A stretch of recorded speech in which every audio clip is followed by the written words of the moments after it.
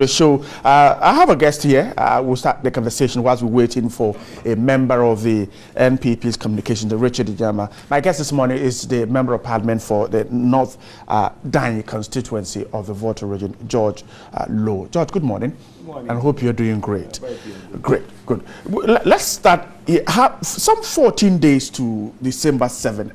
For you in your constituency, how is the campaign going for you, the candidate, and then the party, the NDC party?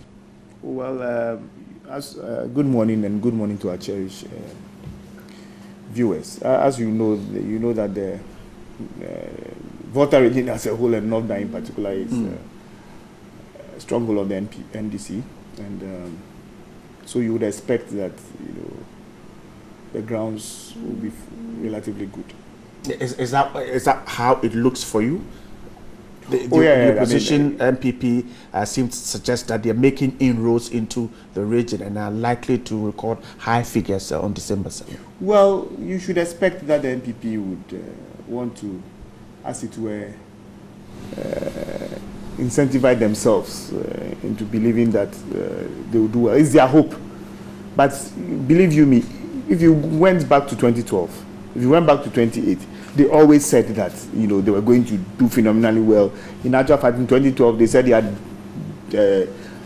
demolished the World Bank into a microfinance credit institution. But when the results finally came, Volta region produced 85%, a whopping 685,000 or so votes for the NDC, as against the 115,000 or something for the pictures we're seeing for the NPP. So clearly, I mean, nothing phenomenal is going to change in terms of in the voting. The pictures we're seeing doesn't scare the NDC. The pictures of the NADO's rallies and the supporters. Well, if you are, say, having a rally in North Dartey, and you go as far as Accra and other Eastern region and others to bring crowd, you will only be deceiving yourself. The people will remain there. On the day that they must vote, they will go out there and vote. I mean, that is it. Pure. I mean, crowds no longer determine the level of popularity that the candidate has. I see. Because really, sometimes doesn't it bother you that in a constituency where you have a voter population of 20,000, and then there's a rally and maybe 50,000, about 50,000 people turn out, or that you have such a massive turnout? You should send you the signal that clearly, if 20,000 or 15,000 people are going to vote in this constituency, how come that? So those others, where are they coming from? I mean, let's be, candid with ourselves. So clearly, I think that the NPP should not delude themselves into thinking that anything phenomenal will change in the Volta region. The Volta region know what is good for them. They are not voting just because they believe in one party or that they've been ardent supporters of one party. They are going to vote because they believe that given the two parties, the two major parties and others, they believe that the NDC is the one that has demonstrated over time that they do care about the Volta region. And since President Mahama took over, you would see that there has been some real progress made in terms of development, in terms of infrastructure. Projects that have never been done before, areas that have never been touched, have been touched. And the people see it on daily basis. You see, and you're not worried about the concerns we're getting from the region that it's been neglected, and chiefs and others complaining about roads that are in. There is no region in Ghana that wouldn't want more. It is not about they being neglected, but it's about they wanting more. There's a new airport coming up in the Volta region, never before. The U House, one of the best universities possibly in West Africa in terms of health, never before. There are roads being constructed that have never been constructed before. If you come to my constituency, there are roads that for the past 50-something years have never been touched. They are being worked on, some have even been completed. What else would people want to see? I mean, North Dartey is a new district. Go and see what is happening. About 35 new schools, a district assembly complex. I can go on and on and on and on and on and on and on. In fact, I think that between now and December 7th, by this year, would have to be commissioning about 10 new projects, 15 new projects. I see. And so when people go around, they see these things for themselves. They don't need to be told. So if a group of people decide to sit in Accra and say that, oh, we are on top, we'll do fine. They've always said it. They said it in 2008, we beat them. 2012, we beat them. 2016, we beat them again. I see. We're still waiting for a member of the NPP's communication, Richard Nyamba. But let's talk about security. 14 days to the polls. Now, we have seen clashes in Zabzugu, in Asokore, Accra here, Nima, Odudu, and others. As a member of parliament, comparing 2012, how worried are you about what we're seeing? Well, I think that it's something that we should all condemn. Violence doesn't win an election. Violence doesn't pay anybody. Election is just a exchange of ideas and people making a choice for themselves. Right. I find it very disheartening when people fight, people become violent as a result of a disagreement between one party or the other. So I think that we should just do a lot more, continue to do a lot more education and make people understand. Because you see, really that, right? You and I may belong to different political sides, and you see it happen here all the time. When have we finished a program and you've heard that we have fought outside or we've fought because of disagreement? Because of disagreement of the things that we've said here. No. So if we are I would say we, the opinion leaders, are not fighting, why should our members be fighting? Does it yeah, I mean, provocations may happen, but like the president consistently said, you also have to build in that system of ignoring provocation. When you see somebody as violent, just walk away. Don't engage, because when you lose that limb, if you lose that finger, if you lose that eye, maybe a political party or maybe an individual may come to your aid, but it doesn't bring back your eye. It doesn't bring back your eye. Does it tell of a gap between leadership of parties and then the supporters? Because if the leadership won't fight and put up body language that suggests peace with each other, why should the supporters then bite at each other? But you see, again, I think that we haven't done the education very well. It doesn't, and that is why I always go back to NCC. I think that, you see, we wait till election is very close, then we start talking like this. But it should be a year-long process. It should be a continuous process. Not even after the elections should we stop. We should keep on going and ensure that indeed, this thing goes back to the roots of it all. You must also appreciate the fact that elections like football, right? A very emotive process. Right. People are very emotional about the sides they take and the teams they support. And as a result of that, if you can't manage the emotions very well, you run into problems. That's why I belong to the Lions Club. And as part of our code of ethics, two things we don't work: politics and religion. You don't talk about. We don't talk about them. You by law, I mean, because of its divisive nature. Because of its divisive nature. And I believe that. And somebody always says, there's one line who always says we should add football, because it's easy. But because of the emotion attached to, we run into it. But I think that should that be the case where because of politics we are divided as a family, society, community, country? You see, we have also. That's what I'm saying, that maybe we should all our capacities are not the same. Your capacity is different from mine in terms of managing our emotions. The signals are there for people to know that look, I always say, go to the Jinapos.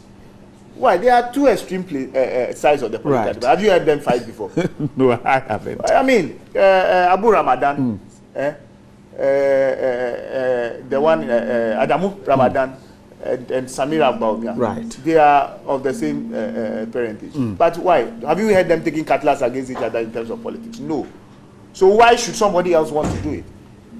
I have people, I'm sure, in my family who would not be NDC sympathizers. I'm sure there'll be one or two of them. But you don't fight. But I don't believe that we would ever fight because of something that somebody has said or something has done. At the close of the day, we have one motive, whoever comes into power should be the person who we believe can help move this country forward, and it benefits all of us.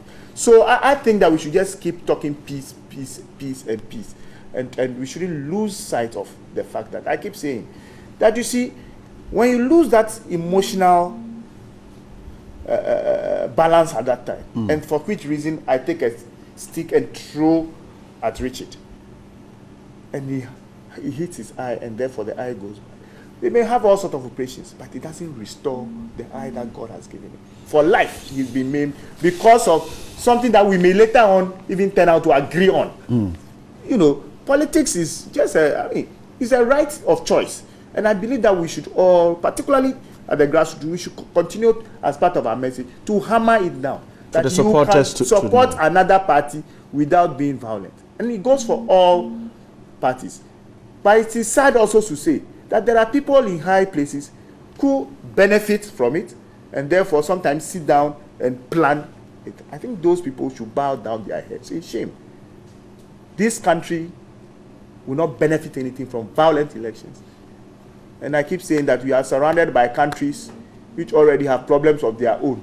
If tomorrow, due to violence, political violence, we are supposed to carry our suitcases and move from here, we have nowhere to go. We have only one Ghana. All right. And for me, that is what matters. Okay. We should all stop and move away from this violence. Let me end on this. I heard last Saturday, I was busy doing something, but I hear in Nima, from what I monitored on social media, they had, I think, some work. And you should see MPP and NDC people, you know, doing the work nicely. together. And yes, if you go to rural communities, it happens a lot. You know, where this health work, you find the two parties sometimes side by side. And yes, that is the way to go. So I don't. It's know in the cities that it's a bit of. I don't know why we should run into this kind of thing. We should all learn from everybody and know that whatever we do, violence should not be part of the budget. I'm grateful. George Lowe is the Member of Parliament for the North Dartey constituency and so contesting. Richard Nyama has just joined us. Richard, good morning. Hope you're doing great. I'm good. And the campaigning is on. Yes, and getting so.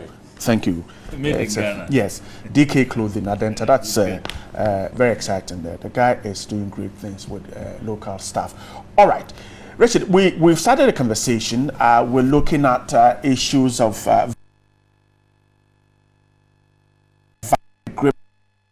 political violence. Daily Heritage says Peace Council raises red flags over potential violence during 2016 elections. And tomorrow there is a program that is expected to commit political leaders to peace, and it's being organized by the National Peace Council and then ITEC. Daily Graphics is reporting of that program tomorrow, expected to have all leaders of political parties. Now let's start from here. Now, violence, does it benefit the country? It does not. But how do we stay away from it? Looking at what is happening. The Ghanaian Times is reporting that health works won't be banned.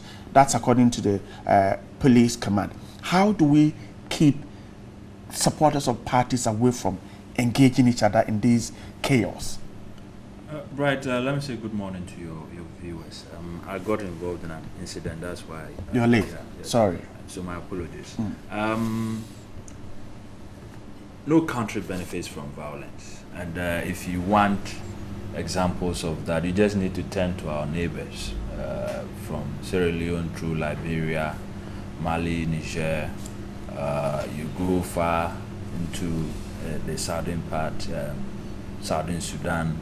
The whole continent, one way or the other, is riddled with the evidence of the consequences of violence. But you see, I think we, to a large extent, also beat ourselves too much. Ghana, all things said and done, you know what? All the that is happening, we know when we are getting too far. At least God has given us that moral conscience that makes us halt, pause, and ask ourselves why we're doing what we're doing. So that when all is said and done, we let our conscience and peace prevail at the end of the day.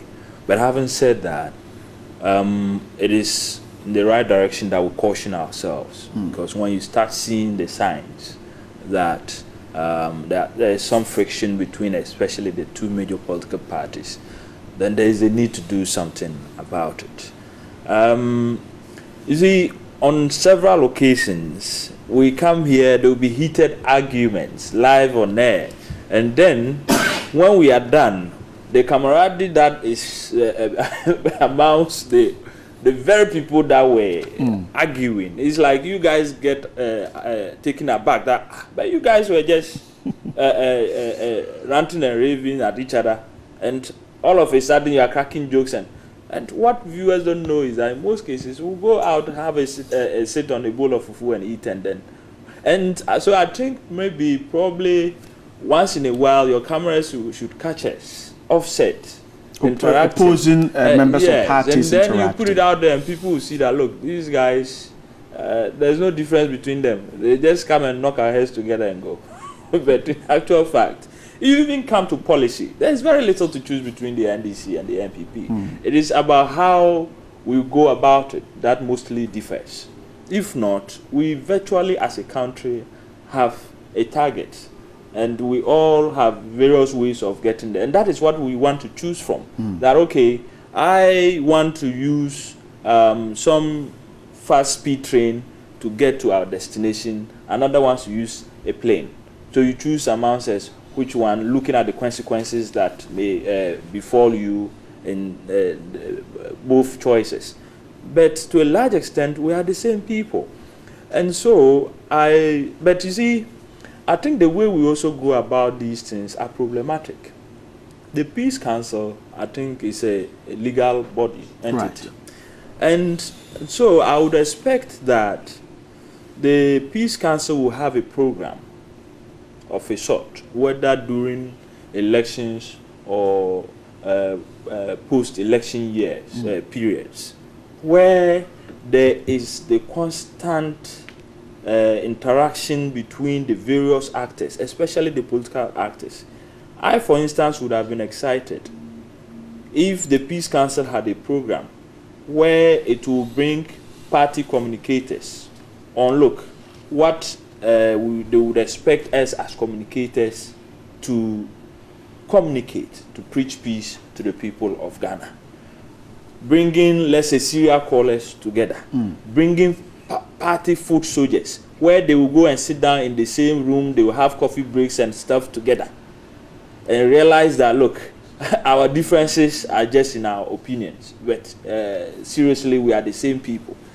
When we sit down till it is election year, okay, and then we have pockets of violence, frictions, differences now showing up between the political parties, and then we call for a peace dialogue. I think such a one-off event does not really lead to peace. Is it too late? We might as well just rely on the peace musicians and the peace preachers, because that is virtually what they are also doing.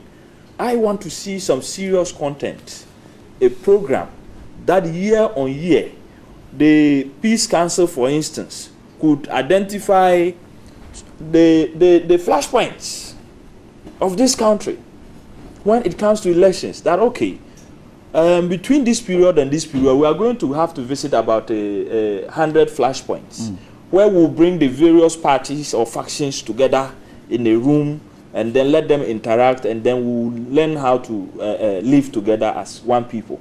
Because what we're doing now is that we are bringing their leadership, the country's leadership, to a room to sign a document. Most of the violence, the peace works we are talking about, are by the party foot soldiers, who you do not engage. But aren't these leaders supposed to carry this message to their supporters? They will. You know what? Let us finish tomorrow. Nana would tell us how he supports and wants peace. President Mahama will tell us how he supports and wants peace. Pakwe Sindum will do the same. At the end of the day, when there is a peace walk and there's a provocation, at that particular point, you do not have Nana or President Mahama to tell the supporters how to behave. And so, based on their instant reaction and feeling, they may act in a particular way. But if before those peace walks, there have been interactions, people would have themselves been put to reality that, look, when this thing happens, I think I'm just being provoked. And if I react in a particular way, to tell badly on me and my party. And so there's no need to even react in the first place for it to become a case. So what I'm saying is that the Peace Council should make itself relevant. Else, for me, I see it as one of the various peace preachers during elections. And it is, I think it is mandated legally, it should seek the resources. And if nothing at all, they could ask the churches to contribute from our collections on every Sunday to an account for the Peace Council to roll out an activity to make it a very active institution throughout the year and not just election years. Because for me, peace is a process. It's not an event where every 4 years we'll come and sign treaties and agree that we will not fight. We will sign it. All those countries that are at war, they sign such treaties. And yet they go back on their own way. What about leadership of political parties who incite supporters to violence? Now, so the Peace Council does what you're saying, and yet the leadership of that political party is on a platform, is on in the media, on radio, on TV, and is inciting these supporters to engage in violence. How effective will the Peace Council be? If the Peace Council did what I'm suggesting, and the people were well conscientized, if you came and stood on the platform and you started inciting violence, they will hoot at you. Sure. Because that is their view and their thinking is contrary to what we are doing, and the mood would have been different. You see, the politician stands on that platform and is inciting violence because at that particular moment the atmosphere calls for it, and so he's feeding them what they want. But when before that event the atmosphere and the feeling of the people is for peace, when he comes there will be no room for him to come and preach war. I see. Richard, I'm grateful. George, Richard is suggesting, for instance, that tomorrow the Peace Council and IADC and chiefs want to commit the candidates to peace. And he thinks that, well, Peace Council should take a look at having a program, a sustained program of bringing peace during elections and not a one-off thing. You see, right, it's becoming even nauseating in an election year where peace becomes an industry. Yeah. Where every now and then you're sitting in your office and some young people come and say, oh, we want a peace worker, we want financial support. By the time the one set leaves, another set comes in, and oh, this area we want to bring the youth together for peace. Why do we only do it during election year or close to elections? The Peace Council, like Richard said, has been institutionalized, and it's not for fun, because we know that peace doesn't happen only, or is not needed only during elections. So year round, there should be activities. They should be more proactive. It is not for anything that anytime there's some problem, people ask, where is the Peace Council? Where are they? Are they not going to speak? Because of the role we've given them. And so I think that year round, 24/7, every day, there should be some activity here and there. Why? If you bring the presidential aspirants, or the presidential candidates for now, to sign documents, they have signed a document, they are going back on their campaign trail. How does the foot soldier at Gomoa Babikuma know that something has been signed? And even he hasn't read the document, he doesn't know what has been signed, he doesn't care. We must have the, and that's one of the missing links. We cannot hold them responsible. Yeah, that's what I'm saying, that these are the missing links in our democratic process, where we wait too long before rolling out the things that we must roll out. That's why I started by talking even by the NCC. You know, we should have year-round debates about our democratization, whether we are doing it well, whether we are not doing it. Like Richard again said, if I'm not sure if I went to the Peace Council, there is a baseline study that identify all flashpoints in Ghana and reasons why these things happen. Because we get up and we are just doing these things. There possibly is no serious scientific study, you know, demographics and all the things that you need to do, you know, to give you an idea of who are these people, why are they so prone to violence, what is the underlying cause, or what are the underlying causes. Then when you are going there prepared to deal with those things. But if you just peace that you are going to talk, have peace. The way what peace means to you is different from what peace means to me. What violence means to him is different. There are two people who would always, in fact, there are certain areas where every argument must end into a fight. That is the only way that the argument has been determined. You know, it's clear. And for those people, you need a special way of handling them to understand that every argument that we have should not end or should not be resolved by fisticuffs or any other form of violence. There are other people, when you go and talk, they understand that, oh, okay, we don't need to fight. But we come in different shades and forms. And that is why the Peace Council should be scientific in its appraisal so that they can fashion the right approaches to deal with these things. What will happen in Ladadeko Topon will be different from what will happen in Ayawasu, West Wogan. Even within Ayawasu, West Wogan, what will happen in Olegan campus will be different from what will happen in Pass, and it will be different from what will happen in, say, Nima. You understand? So we must identify those things and see how we resolve them, each, you know, with its own approach. Holistic, well, we are talking peace. So they have a cup of tea. Then some people with some sonorous voice would, you know, speak and preach and go back home. It doesn't solve. It doesn't get to Baba Musa, who is somewhere Savlugun. It doesn't get to him. Struggling to survive. I see. It doesn't get to somebody in Choho in my constituency. He may not even be hearing these things, may not even be reading the newspapers, may not even be listening to radio. He's on his farm 24/7 reading. I mean, you see, so we must fashion out various strategies, you know, to understand. Right, and I think the support is there. George was talking about using the scientific approach. You take the CDDs, the IDEX, and the rest, they have done such research. Recently, CDD published a book about the various flashpoints. Right. Okay. And you have situations where you, and at least I was born in Tamale, I know how it is. You have them actually bases, right in front of the police station. Okay? Yes. They cancel each other out. But look, now it's dawning on people. But if you had a peace council, where out of about the 16 that were identified, 14 of them or 12 of them alone are based in the northern region, you can have all these supposed vigilante groups sat down together and use them to actually go out there and rather bring peace. Because, look, instead of seeing them as a group of violent people, you should see them as a group of people who actually think that one way or the other, the system has been unjust to them. So if you are able to let the person understand that, okay, you think you want justice, let's find a way of getting the justice that you want. So we bring all the other people there, they all tell you their concerns and why they are doing what they are doing.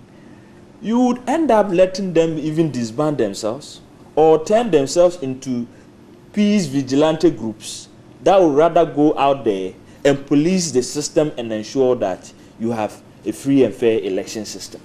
But if you are not engaging them, and then all the publication out there about them is that, oh, these guys are a group of violent people, they are used for all sort of dirty stuff, they would end up proving you right.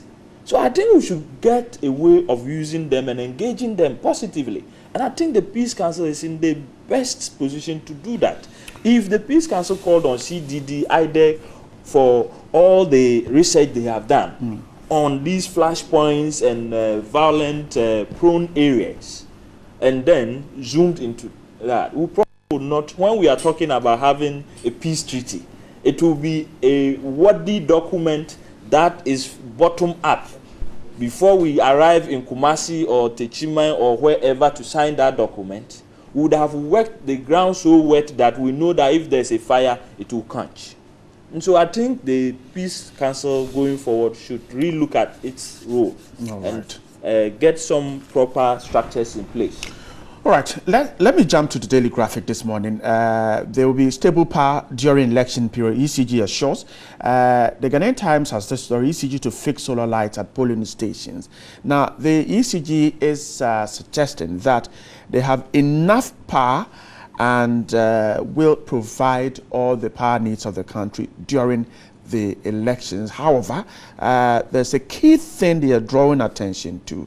They are asking the public to be on the lookout for suspicious persons who will be loitering around ECG facilities and report such characters to the nearest police stations or to the ECG, because the suspicion is that some people can tamper with these installations just to cause blackouts in certain areas in order to carry out nefarious activities. Again, they have assured they will install solar lights at polling stations to provide extra lighting in case of any such. George, let me start with you. It is one of the means that the ballot can be protected, making sure we have light for areas that counting will go deep into the night and beyond.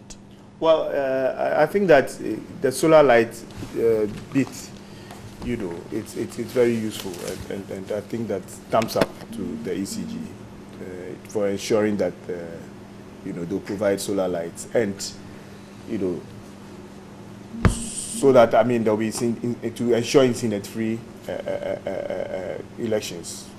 I'm sure once there's light and counting goes even deep into the night, there will be some transparency. Once the place is lighted, everybody will see and everybody will be satisfied with the process. So for that, I want to commend the ECG. Lights throughout the elections. I don't know why that should even come in. We are enjoined to get light anyway. It's their duty to give us light. So as for that, whether there's an election or not. Whether there's an election or not, and we are demanding of them that they should ensure that we get electricity throughout. You know, I mean, that is their mandate. Their mandate is to ensure that we have light. So that one.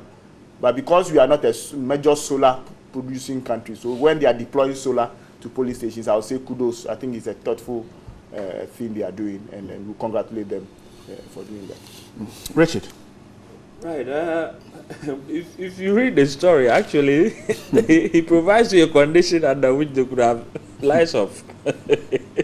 Yeah. So, well, the headline tells you are being assured. There's a contradiction in the headline and the actual story, because he's telling you that there may be circumstances beyond their control, and we've always had those excuses. Anytime you have what do we call it? The lights outages is like one way or the other you get explanations. But you see, if the assurance is that within that period we've done all our planned maintenance, and so it wouldn't fall within the period to do planned maintenance where we deliberately will have to switch the system off to do that, then that is one out of the way. Then there's also preventive maintenance where they would have gone on and checked, and that is where, for me, their focus should be. That, look, before 7th of December, we would ensure that all our systems, our breakers and whatever, are in good shape, so that it's not that on the election day a breaker trips or it burns up and then you lose your power. So apart from saying it, what, apart from the solar lights, are they themselves putting in place to ensure that the maintenance culture and system is so good that on the D-Day of the following days we shouldn't have outages as a result of their performance or lack of it thereof? That would have the issue. But you see, beyond that, like Honorable was saying, we're supposed to have lights, especially now that we've been told that there's excess. We're told we have more power in the system than we actually need. And so my thinking is, if you have this one, you just switch to the other. So why are we in the first place? Why should it be an issue that we are alerting the public? Doing that in itself is an indicator that it's likely to be such a problem, and you can count on it that on that day there will be outages. ECG is only asking that the public should be on the lookout for certain persons who sometimes will go and tamper with ECG facilities and it causes blackouts. You see, I think the way the sector is being run through is a bit problematic. It's as a result of we having it in the sort of a monopolistic way it is. If I had my way, and I think I have made it known to a few of them, decentralized ECG. How many districts do we have in Ghana? 260. 260. 16.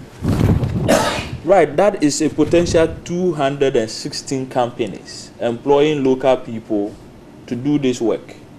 Okay, so that if I was given a district, that all that district is under my administration.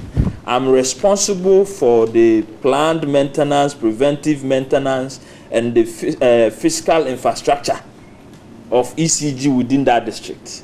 Power outages or whatever is down to me. What do we call it? Illegal connections are all down to me. The safety and security of the equipments and the lines are all down to me. It is very easy for you to monitor. What happens? I, as the administrator, will probably then have to employ a security company or have security, employ people as security to go around and do that job. Okay? I'll probably have a well-trained team that goes around house to house because I'll be paid. And if there's an illegal connection, it is deducted from whatever payment comes to me. I'll be looking out for, what do we call it? Those illegal connections that end up causing shortages in the system. And so, for me, when we sit down as a country and then we complain that we don't have jobs, we don't have money, and then we end up giving that same ECG to Akwesi Broni because he will give us some nokofio to run it for 25 years. When he finishes, and you see, he's not coming to do anything different. It's the same monopoly. He comes, it's the same structure. And I'm saying that ECG could be run efficiently by just decentralizing it. ECG will still be in charge, but then they would have decentralized their management and actual fiscal running of it. Then you don't have to rely on the magnanimity of the citizen. Look, if you are on the motorway, you remember when Professor Mills came and had the street lights done from one end to the other. Right, drive on the motorway at night. All those poles have bent down, or they've been stolen, or cars have rammed into them and damaged them. My point is that if a company, private company was in charge, they would have probably employed 100 people to take charge of that. I driving will not risk my life to stop and try to chase somebody who is climbing. Seem to be cutting the cables. Let's do things in such a way that we do not leave it the running of our lives to luck. And for now, that is how we are running this country.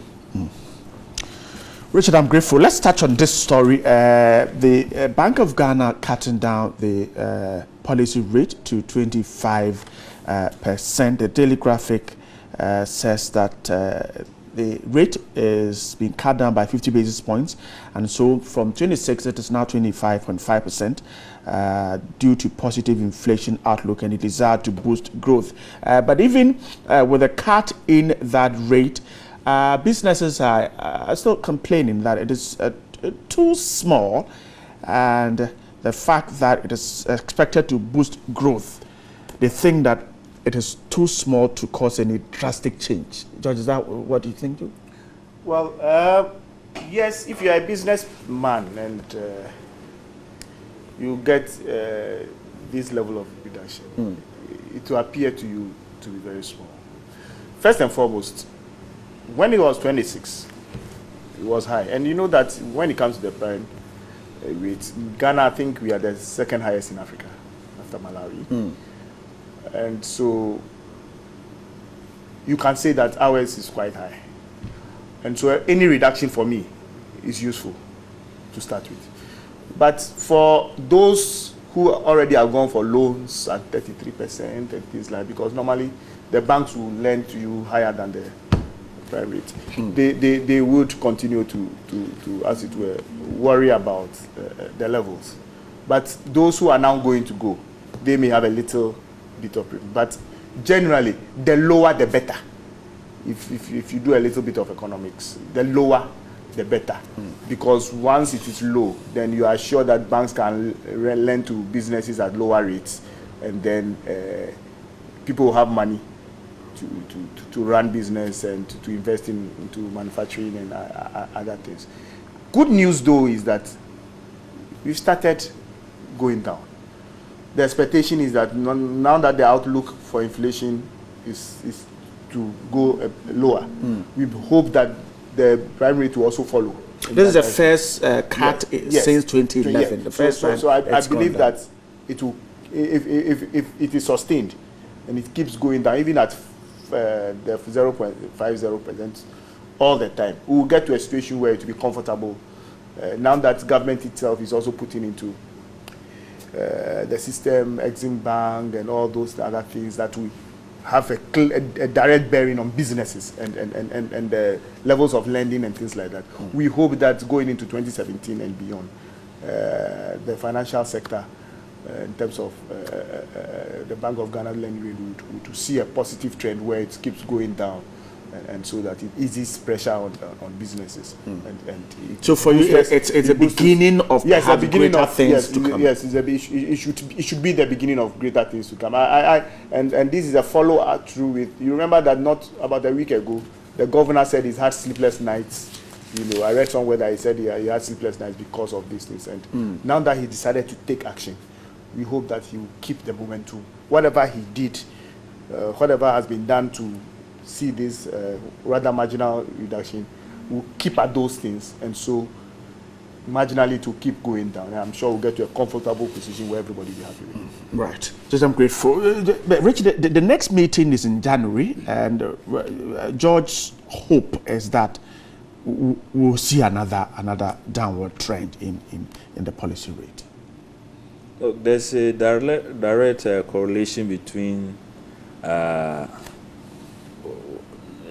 these rates and the rate of our development. Right. If the banks are lending to each other at 25% interest, you take a country like Japan and you're looking at 0 interest rate when you go to the bank to take money. In the developed economies, you are talking of at most 1%, 2%. And that is considered very high.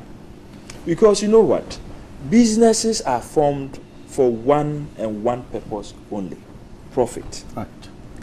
So if the bank that you are going to take the money from is taking it from their central bank or lending to each other at that rate of 25%, how much are they lending to you? So we come, and on the regular basis, we are looking at between 37 and 40%, depending on where you go.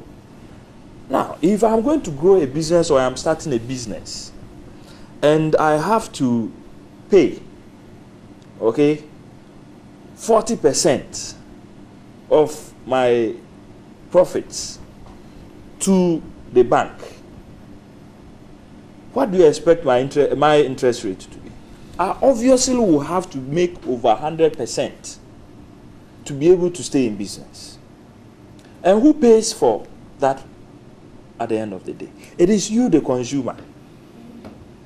Now, the problem is that for a very long time, our government, and this particular government, has concentrated too much of its borrowing from our banks. The domestic market? Yes. There's just too much that there's little for the banks to give up. Currently, the banks have declared some 600 million, I think, dollars as non-recoverable loans. It's gone. Because people have taken the loans and they can't pay. And if I would go into treasury bills and make so much, 27% borrowing from government, what is the incentive? Because it's a secure form of a business. I'd rather go and give my money to the government than risk giving it to you bright, and then in a year time you are not able to pay and I have to declare it as bad debt as they have. Some banks are having to fold up. So I think beyond the Bank of Ghana. Are you sure there's a bank that is folding up? Because this statement has been made some time ago and it's attracted a lot of bashing here and there. Oh, but I have seen publications to the effect that some banks who may have to fold up if they are not able to meet the requirements, the minimum, and I think they have raised it. It used to be 20 million, it went to 60, went to 100, it's been raised, and a lot of them are unable to compete. And so that potential is there. I think that it is less the matter of what the governor has to do and more of what the finance minister does.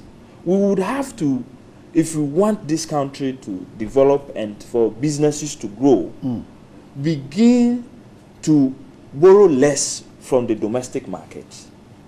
Okay? Cut our coat according to the cloth we have, so that we let SMEs and private business grow this economy for us. Because so far what we have done is concentrate development at central government level. And so everyone has folded our arms and we are looking at the government to provide everything. And if you have such a paternalistic economic strategy, what you do is that you end up building inertia and incompetence in your people because they are not able to do anything. All we now do is sit down and look up to our Father to help us.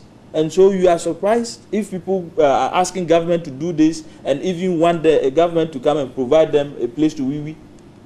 It is because a system or the structure and the economy has been stifled. And it is a direct policy of government that is led to that. And I think there's the need for the finance minister to look at how we are siphoning the monies in the system and limiting private business. George is hoping this becomes the beginning of the slide down. You don't have the same hope? If you look at the way our economy runs, we are going into Christmas. Though if you look at it, the Christmas is really not here yet. Because of elections. Yes. But elections coupled with Christmas and all those things, the likelihood is that you are going to have the indicators rather rise. Inflationary and all those other indicators rise up to about January, February when they begin to normalize. And so when they meet in January, they might rather revise it upwards or keep it where it is. It's not likely they will keep going because by the time we go into December, we'll throw money into the system. Okay? Christmas will require us to buy a lot of things.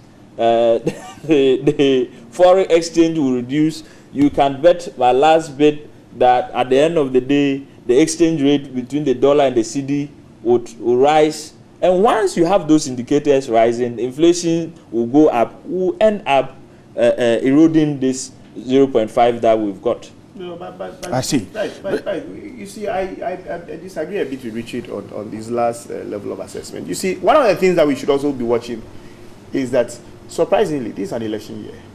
And you would have hope, I mean, the normal trend is that by November this time, we are in the last quarter of November, moving into December.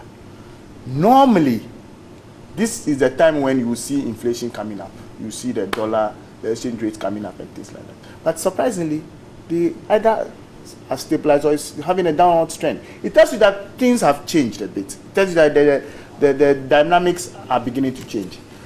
It means that the minister is living up to his pre-election promise. That it's not going to be one of these elections where money is going to be thrown into the system, to destabilize the gains that we have made. So let's give him the benefit of the doubt.